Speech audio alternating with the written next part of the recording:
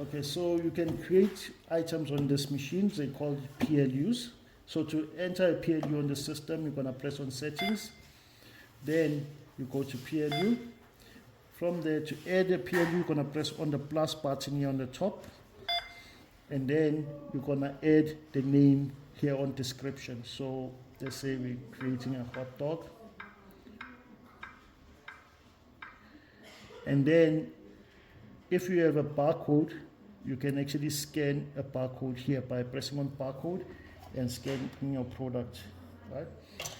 And then here where it says price, you're gonna punch in the price for a product and the cost. So you can have about 3 different pricing on the same product.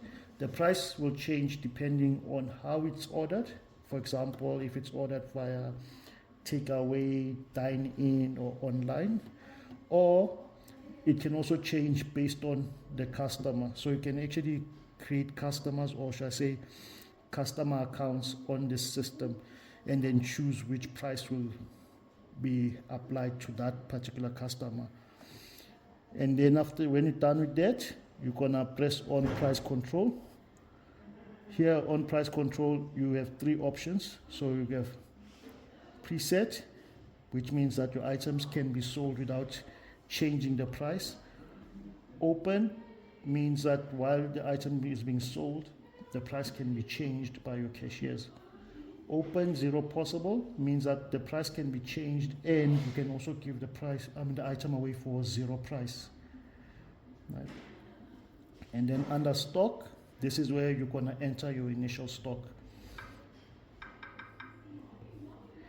And then save stock, that function actually warns you when your stock gets to a certain level. So for example, if I say 10, that means when the stock reaches 10 and below, the system will start to warn me that your stock is about to run out. And then here on departments, this is where you're gonna choose where that product falls under, or should I say which group it falls under. So in this case, it will be fast food.